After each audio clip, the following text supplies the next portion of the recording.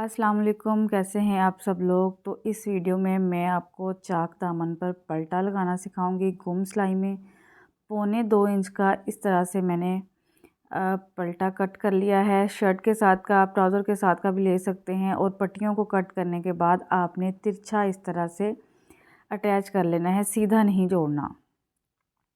उसके बाद आपने कपड़े को भी सीधा अपनी तरफ रखना है, और जो लेस आप लगा रहे हों, चाहे शटल लेस हो, गोटा लेस हो, उसको भी सीधा आपने अपनी तरफ रखना है। और यहाँ से ये जो जोड़ लगाया होगा, आपने सिलाइयाँ खोल कर आपने लेस रखते हुए ऊपर वाली सिलाई चलानी। जितनी लेस आप चाहते हैं कि नज़र आए, वो पट्टी की जो ज़्यादा वाली साइड है, जैसे कि ये वाली, इस साइड पे होनी चाहिए। चाहे आप शटल लेस लगा रहे हैं, चौड़ी बारीक, या गोटा लेस लगा रहे हैं। ये देखें, जैसे कि मैं यहाँ सेंटर में सिलाई लगा रही हूँ, क्योंकि मैं चाहती हूँ कि ये जो सिर्फ समोसियाँ है ना, ट्रायंगल है, बस ये चीज़ नज़र आए।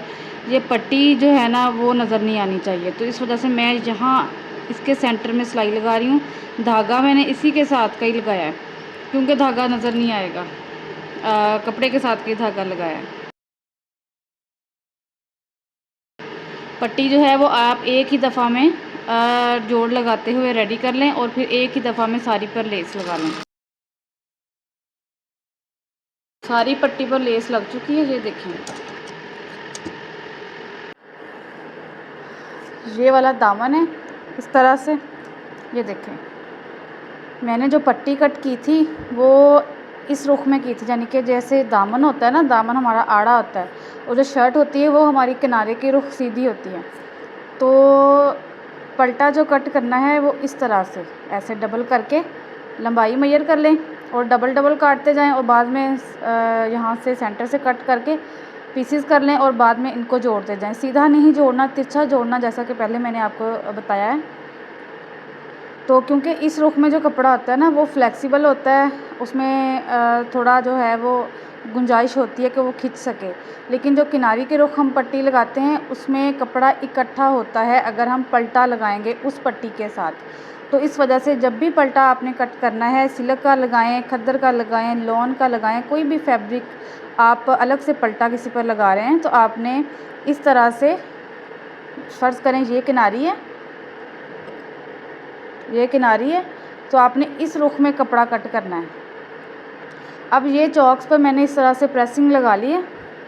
नीचे से इस तरह से 1.25 इंच पकड़ते हुए, या 1/2 इंच, जितना भी आप मार्जिन छोड़ें, और ऊपर से भी फिटिंग की सिलाई से पकड़ते हुए आपने प्रेस करके बिल्कुल सीधा क्रीज़ बिठा लेनी है। और नीचे दामन पर भी आपने बिल्कुल सीधी क्रीज़ बिठा लेनी है, ताकि पता रहे कि हमने लेस जो है वो कहाँ कहाँ लगानी है। ये जो मैंने सिलाई लगाई है, इस पर थोड़ा सा बड़ा टांका करके लगानी है, बारीक टांका करके नहीं लगानी।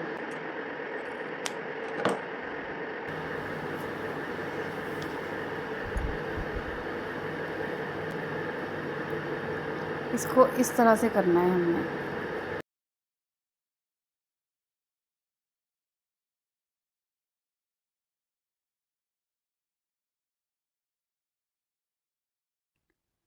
ऊपर से 1/2 इंच छोड़ते हुए हमने सिलाई लगाना शुरू करना है।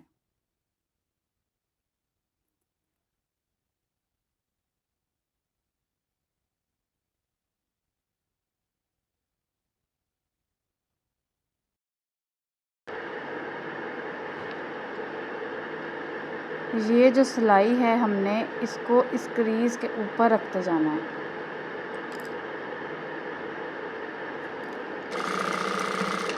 और पहले वाली सिलाई के ऊपर ऊपर ही सिलाई लगेगी।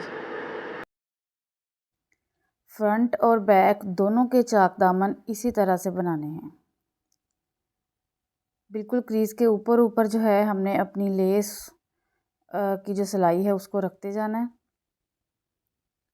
और ये आगे हैं हम नीचे दामन की तरफ। यहाँ से हमने दामन पे भी आपने क्रीज़ जो है वो बिठानी है, या फिर आप स्केल की मदद से चौक लें और स्केल लें, और बिल्कुल सीधा रखते हुए निशान लगा लें।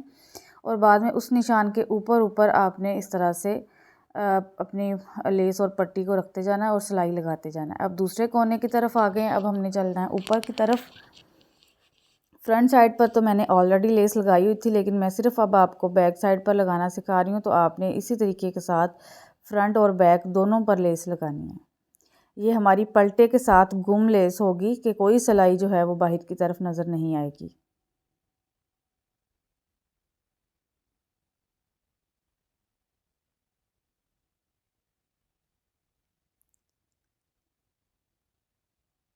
यहाँ पर हमने 1/2 इंच ऊपर की तरफ कपड़ा कट कर देना है बढ़ाकर चौक से, और चौक तक लाते हुए लेस पलटे को हल्का हल्का तिरछा हमने कर लेना है, क्योंकि अब हम फिटिंग वाली सिलाई से बाहर की तरफ जा रहे हैं। तो हमने ये देखें इस तरह से कपड़े को थोड़ा सा फोल्ड करते हुए बाहर की तरफ टांका निकाल लेना है। और अब ये वाला जो एक्स्ट्रा कपड़ा है शर्ट का, बस थोड़ा सा रखते हुए बाकी सारा कट कर देना है, क्योंकि ये मोटा नहीं होना चाहिए। कोना हमने इस तरह से कट करना है, दोनों कोने या चारों कोने जो शर्ट के होंगे उनको हमने ये इस तरह से कट करना है, ताकि जब हम इनको पलटें तो कोने पर मोटा कपड़ा ना हो।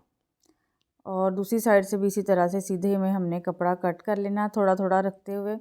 सबसे पहले हमने सीधा रखते हुए शर्ट को प्रेस करना है, बाद में हमने इस तरह से पलटा के तो पलटा पीछे की तरफ कर लेंगे, यानी कि उल्टी साइड हमारी तरफ हो जाएगी शर्ट की। यानी कि लेस अच्छी तरह से हमने बाहर की तरफ निकालनी है और कपड़ा अच्छे से पीछे की तरफ टर्न करना है। अब हमने पलटे को फोल्ड करना है। जितना पलटा चौड़ा रखना चाहते हैं आप, 1 इंच का, 1.25 इंच का, 1.25 इंच का, आप उतना रख सकते हैं। यहाँ से कोने से बिल्कुल सीधा आपने इसको अंदर की तरफ मोड़ना है, और यहाँ पर मैं ग्लू लगा रही हूँ बिल्कुल कोने तक। ये देखें अगर आप इस तरह से, और इस पर प्रेस लगा रही हूँ ताकि अच्छे से ये चिपक जाए। ये मैं सिर्फ आपको दिखाने के लिए यहाँ पर जो है ना फौरी तौर पर इसको फिनिश कर रही हूँ, ताकि आपको जो है ना फाइनल लुक जो है इसकी नज़र आ सके तरपाई करने से पहले भी। दामन की तरफ भी आपने पहले सीधा शर्ट को इस तरह से प्रेस करना है, पीछे की तरफ कपड़ा धकेलते हुए, चाहे आप शटल लेस लगा रहे हैं, मिल्की लेस लगा रहे हैं, या कोई भी और क्रोशिया लेस लगा रहे हैं, क्योंकि लेस हमारी अच्छे से बाहर की तरफ होगी इक्वल, तो ही खूबसूरती आएगी। और अब उल्टी साइड करते हुए भी पलटा सारा पीछे की तरफ करेंगे, और प्रेस लगाने के बाद यहाँ से भी अंदर की तरफ जितना चौक का कप फोल्डिंग की थी पलटे की, उतनी ही यहाँ पर भी करेंगे। और ये देखें यहाँ से ख़ुद ब खुद ही हमारा कोना बन जाएगा। जब हम एक साइड को बिल्कुल सीधा करते हुए प्रेस करेंगे तो दूसरा कोना ख़ुद ब खुद ही इस तरह से सेट बैठ जाएगा। और यहाँ पर आप ग्लू भी लगा सकते हैं, गम भी लगा सकते हैं, क्योंकि मैंने आपको दिखाना है फाइनल लुक, तो मैं ये ग्लू लगा रही हूँ।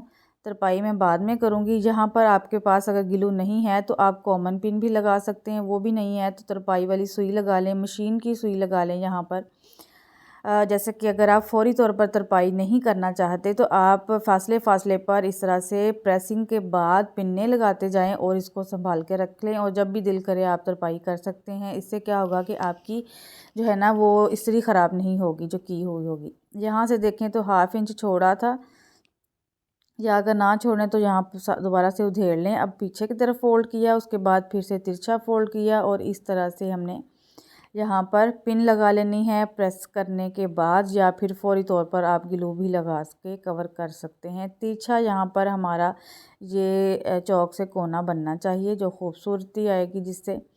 ये अब दूसरे चाक की तरफ मैं आ गई हूँ, यहाँ पर भी इसी तरह से फ़ोल्डिंग करनी है। अच्छा, कोने हमारे आपने ये याद रखना है कि दोनों एक ही शेप में होने चाहिए, यानी कि जो चौक का कपड़ा है वो पहले अंदर की तरफ फ़ोल्ड हो और दामन का बाद में उसके ऊपर फ़ोल्ड होना चाहिए, जैसे कि अब मैं कर रही हूँ। जैसे कि पहले भी मैंने आपको करके दिखाया था कि पहले हमने चौक का कपड़ा फ़ोल्ड किया अंदर की तरफ नीचे तक, बाद में हमने दामन जो है उसके ऊपर रखते हुए फ़ोल्ड किया। और ये देखें यहाँ से भी थोड़ा सा फास्ट करके बता रही हूँ, क्योंकि पहले मैंने आपको स्लो में बता दिया था। अब ये दूसरी साइड भी बता रही हूँ। और सुई में मैंने धागा डाल लिया। ये हिस्सा जो मैंने 1/2 इंच का छोड़ा था अलग से, उसको मैंने अंदर की तरफ कर दिया है, और बिल्कुल हमने टांका उठाना है जहाँ पर हमारी फिटिंग की सिलाई बंद हो रही है वहाँ से, क्योंकि हमने जो है ना यहाँ से भी थोड़ा सा सुई के साथ सिक्योर करना है अपने चॉक्स को, ताकि ये फटे ना। تو میں دھاگا سنگل ہی ڈالا ہے میں نے، تو یہاں پر 2-3 دفعہ میں اس کو ایک دوسرے کے ساتھ ملاتے ہوئے پکا کر لوں گی۔ یہاں سے بھی کپڑا ایسے اندر کی طرف کریں گے، یہ والا کٹ نہیں کریں گے، اندر کی طرف ہم نے اس کو کرنا ہے، کیونکہ یہ جکارڈ کا کپڑا ہے، تھوڑا سا موٹا ہے، یعنی کہ اچھے سے یہ فوری طور پر پریس نہیں ہوتا، یا پریسنگ کے تھوڑی دیر بعد اس کی پریس کھل جاتی ہے، تو اس وجہ سے اس کو فوری طور پر جو ہے وہ میں ترپائی کر رہی ہوں، اور یہ اس طرح سے باہر کی طرف نکلتا جا رہا ہے۔ اگر لون ہوتی، کوئی جکارڈ نہ ہوتا، تو یہ فوری طور پر جو ہے نا وہ اپنی جگہ پہ بیٹھ جاتا کپڑا۔ اور زیادہ استری بھی میں نے اس لیے نہیں لگائی کہ گوٹا لیس تھی، تو گوٹا لیس پہ زیادہ تیز استری لگائیں گے تو گوٹا لیس اکٹھی ہو جاتی ہے اور جل بھی سکتی ہے۔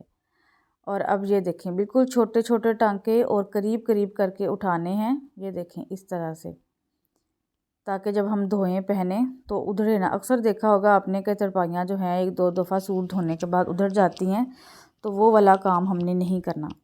میں آپ کو بتاؤں گی نیکسٹ ویڈیوز میں کہ برینڈ والے کس طرح سے ترپائی کرتے ہیں۔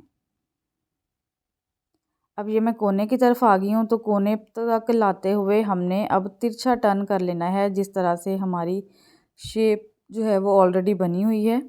کونے پر میں نے ایک گرہ باندھی ہے، اس کے بعد میں اس طرح سے سائڈ کی طرف لے کے جا رہی ہوں۔